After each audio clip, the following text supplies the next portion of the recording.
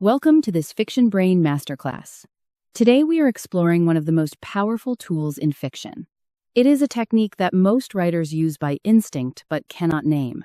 We call it third-person blended first point of view. By the end of this video, you will understand exactly what it is. You will learn why the standard point of view taxonomy has no room for it. You will recognize the three signals that tell you the blend is happening. And you will see it working in real prose, line by line. Let us begin with a moment you have probably experienced as a reader. Think about the last time you were reading a novel. Something happened at the sentence level that you could not quite name. The narrator was there. Third person, proper grammar, the character referred to as she or he. And then, without warning, a sentence arrived that was different. The word that appeared was not one any neutral narrator would ever choose. The rhythm shifted. The voice coming through was unmistakably the character. There was no tag such as she thought. There was no, he realized. The character was simply there, running the narration, speaking from inside it. You did not stop reading. You did not feel confused. You felt closer. That is not a mistake. That is not a craft violation. That is one of the most powerful tools in all of fiction. And the standard three-point of view taxonomy has no name for it. Today that changes. Let us start with the gap in the map.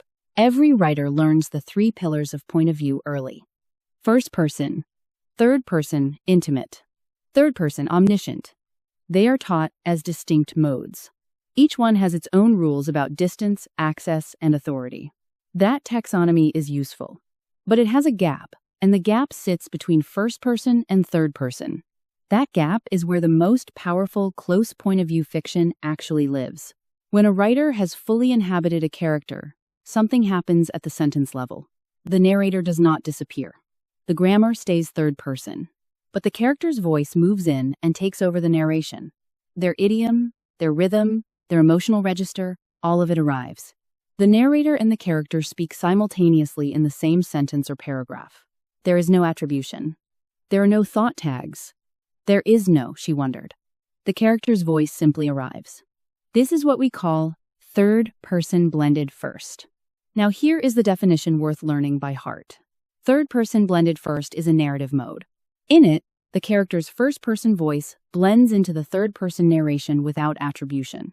So narrator and character speak simultaneously in the same paragraph. Third person is the grammatical frame. Blended first names what is happening inside that frame. The character's word choices, syntax, and emotional logic have moved into the narrator's sentences. They have taken up residence there.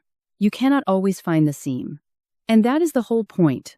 Let us look at how the blending actually works. In standard third-person intimate, the narrator filters the story through a character's perception. But the narrator retains a small, perceptible voice distance.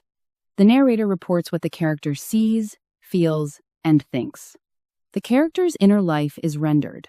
The narrator is still recognizably in the room. In third-person blended first, that distance collapses. The character's voice displaces the narrator's voice at the sentence level. No thought tag announces the shift. The reader moves from Jennifer stepped onto the dock, then straight to code for don't mess this up, Jen. There is no grammatical signal that anything has changed. The narrator did not report that Jennifer thought this. Jennifer's voice simply arrived in the narration and said it. That is not explained interior. That is interior arriving as narration. So how do you recognize this in the wild? Three signals tell you the blend is operating. The first signal is idiolect shift. Every character has a distinctive way of speaking and thinking. Their own vocabulary. Their own emotional shortcuts. Their own internal grammar. When that vocabulary appears in what is grammatically the narrator's sentence, something happens. The reader's brain registers the character's presence without being told to. A narrator's diction is typically neutral and controlled. The character's diction carries their personality, their background, their emotional state. When a word belongs unmistakably to the character rather than to any neutral narrator, that is the signal. The second signal is absent attribution. Standard thought rendering uses she thought, he realized, she wondered, he knew. Third-person blended first drops the attribution entirely. The thought or feeling or judgment appears in the narration as narration. It is not presented as reported interior. The absence of the tag is the signal. High tag density in a passage is a symptom of maintained distance. The writer is reporting interior rather than blending it into the narration.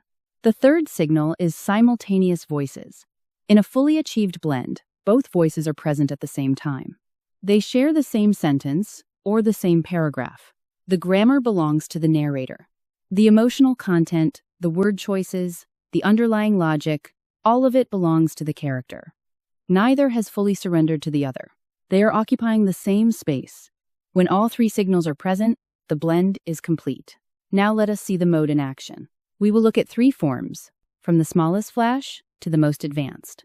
The first form is the single sentence flash. This is the most concentrated form of the blend. The narrator's grammatical frame holds, and the character's voice displaces it from inside. Picture the scene. Jennifer is walking to her new command for the first time. An officer walks beside her on the dock. He gestures at the ship and says, "Be more if things work out." The narration continues like this. If things work out. Code 4, don't screw this up, Jen. She slid her tongue, corner to corner, to keep her lips from sticking together. Then she patted her right hand against her pant leg, blotting moist nervousness. Notice what happened. There is no attribution. There is no she thought. The phrase Code 4 and the self-addressed Jen are unmistakably Jennifer's register. They are not a narrator's words. The narrator handed the sentence to the character in the middle of the scene, and the character said exactly what a narrator never would. The second form is the paragraph length drift. The blend can sustain across multiple sentences. It builds emotional momentum before the narrator reclaims the wheel. Some of the most powerful passages in character-driven fiction operate this way. Here, Jennifer is alone after an FBI agent has left. The passage runs without a single attribution tag. Listen to how it moves. National security, the agent said. She had put on a stoic face. But when David used those two words, she immediately understood the ramifications for her career. Everything seemed to be converging. Maybe a little too fast. The passage continues through her private observations. And then it arrives at this. Boyfriend David leaped out of imaginary waters, a sleek dolphin on a full moon sea, wet and different.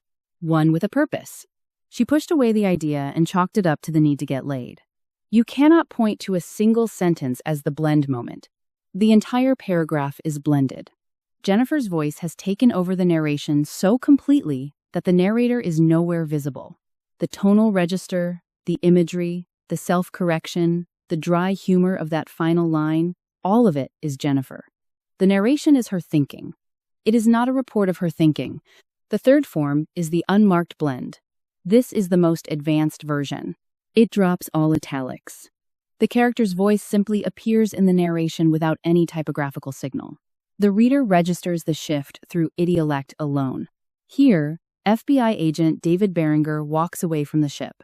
He has just had his first meeting with Jennifer, and he made several missteps. The narration reads like this. Reaching the pier, David breathed, "Well, shit. Wonder how many strikes I have got left. Why so nervous around her? Why mention coffee habits? And why make the Lambert comment? The coffee thing was bad enough, but Lambert? Why mention her name at all? There are no italics. There is no he thought. The comma after breathed is doing the work of a thought tag while refusing to be one. Well, shit is pure David. And the self-interrogation that follows is his voice running through the narration entirely. So let us bring this together. The three-pillar model gives you a useful map, but it has a gap. Third-person blended first lives inside that gap. It is third person on the surface, with a character's first-person voice fully merged into the narration. You recognize it through three signals: idiolect shift, absent attribution, and simultaneous voices.